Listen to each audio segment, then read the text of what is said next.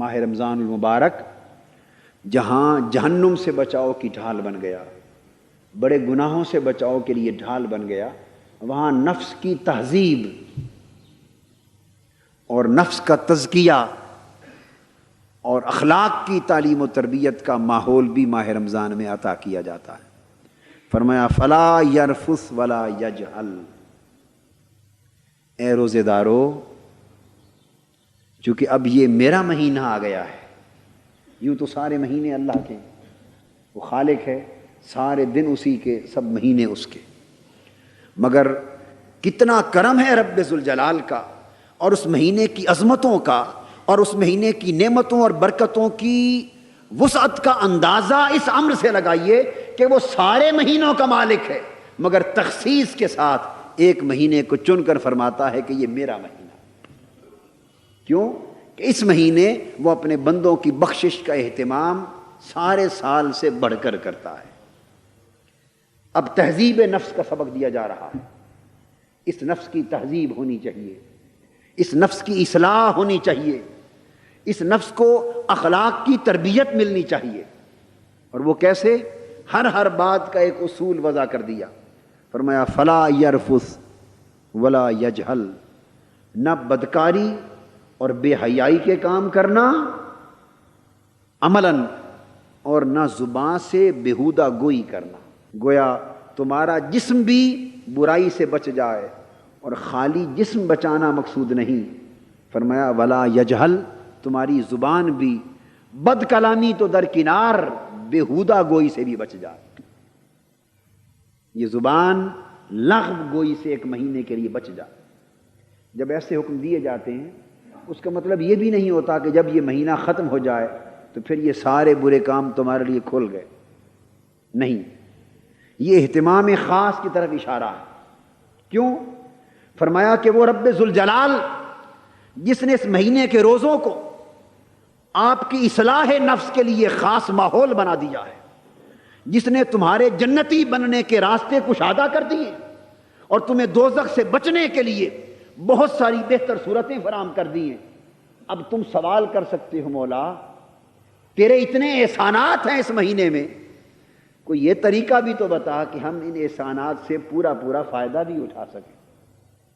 کہیں ایسا نہ ہو کہ تیری جنتوں کے دروازے بھی کھلے کے کھلے رہ جائیں، جہنم کے دروازے بند رہ جائیں، شیطان مسدود رہ جائیں، ماحول نعمتوں بھرا رہے، برکتوں بھرا رہے، سعادتوں بھرا رہے، تیری بارگاہ کے انوار و تجلیات کا نزول بھی ہوتا رہے، اور تو امید بھی رکھے کہ میرا بندہ سچے معنوں میں میرا بندہ بن جائے گا۔ پر مولا ایک کرم اور بھی کر، کوئی طریقہ بھی سمجھا دے کہ ہم جیسے غافل لوگ، ناکارہ لوگ، نافرمان لوگ تیری اس مہینے کی نعمتوں سے فائدہ بھی اٹھا سکیں۔ اللہ پاک نے اب اس کا طریقہ بھی تلقین فرمایا ہے۔ فرمایا فلا یرفث ولا یجہل وَإِنِ امْرُؤٌ قَاتَلَهُ أَوْ شَاتَمَهُ فَلْيَقُلْ إِنِّي صَائِمٌ مرتين۔ اب یہ طریقہ سمجھا دیا۔ طریقہ کیا سمجھایا؟ فرمایا کہ ہر برے کام سے بچے رہو۔ نمبر 1، جس کام میں برائی دیکھو، جس کام میں فاحشہ کاری دیکھو، جس کام میں بدی کا پہلو دیکھو، جس کام میں میری ناراضگی کا عنصر دیکھو، ایک تو خود اس سے بچو، اور نمبر 2، ایسا لفظ بھی زباں پہ نہ لاؤ جس لفظ کو آپ بیہودہ گوئی سے تعبیر کر سکیں۔ کیوں؟ کہ میں چاہتا ہوں، اللہ پاک کا فرمان، میں چاہتا ہوں کہ یہ مہینہ تمہاری زبان صرف میرے ذکر کے لیے مخصوص ہو جائے، صبح و شام میرا ذکر تمہاری زبان پر ہو، میری یاد تمہارے دل میں ہو، میری محبت تمہاری روح میں ہو، اور میری عبادت تمہارا عمل بن جائے، میرے لیے جاگنا۔ میں رات کو ذکر کر رہا تھا، جب یہ عمل اپنا لو گے تو تم پر میرا رنگ چڑھ جائے گا۔ صبغۃ اللہ ومن احسن من اللہ صبغۃ، رات میں نے یہ بات سمجھائی، فرمایا اللہ کا رنگ ہے، اللہ کا رنگ ہے، تو لوگوں اللہ کا بھی رنگ ہے، اللہ کا بھی رنگ ہے۔ فرمایا ومن احسن من اللہ صبغۃ، ارے رنگ سازوں کے پاس جانے والوں، کوئی سبز رنگ چڑھانا چاہتا ہے، یہ میرا کپڑا سبز، میرا دوپٹہ بیبیاں کہتی ہیں میرا دوپٹہ سبز کر دو، کوئی بہن کہتی ہے میرا دوپٹہ سرخ کر دو، کوئی کہتی ہے میرا دوپٹہ نسواری رنگ کا کر دو، کوئی کہتا ہے میری دستار، میرا جبہ، میرا قمیض اس رنگ کا ہو۔ ارے مختلف رنگ چاہنے والوں اور رنگ سازوں کے پاس جانے والوں اور رنگ سازی کی دکانیں تلاش کرنے والوں، ومن احسن من اللہ صبغۃ، بتاؤ تو صحیح رب سے بہتر بھی کوئی رنگ ساز ہے؟ رنگ سے بہتر بھی کوئی رنگ ساز؟ اللہ کے رنگ سے بھی بہتر کسی کا رنگ ہے؟ جب میں اپنا رنگ تمہارے اوپر چڑھانے کو تیار ہوں تو میرا رنگ چھوڑ کے اور رنگوں کی تلاش میں کیوں جاتے ہو؟ میرے رنگ کی طرف آؤ۔ اور رنگ کیا ہے؟ ماہ رمضان میں اللہ کا رنگ چڑھتا ہے۔ اللہ کا رنگ اللہ کی صفتیں ہیں، اللہ کا رنگ اللہ کی صفتیں، اس کے اخلاق ہیں۔ تو صفت الہیہ کیا ہے؟ اللہ کھاتا ہے یا نہیں کھاتا؟ اللہ پاک کی شان کیا ہے؟ اللہ نہیں کھاتا۔ فرمایا اس مہینے میں تم انسان ہو، آخر یہ تو ممکن نہیں کہ بالکل ہی کھانا چھوڑ دو اور بغیر کھائے جیو، یہ تو صرف میری شان ہے، اللہ کی شان ہے۔ مگر اتنا کرو کہ طلوع فجر سے لے کر غروب آفتاب تک 30 دن اس پورے وقت میں کھانا چھوڑے رکھو تو میرے نہ کھانے والا رنگ چڑھ جائے گا، نہ کھانے کا رنگ چڑھ جائے گا۔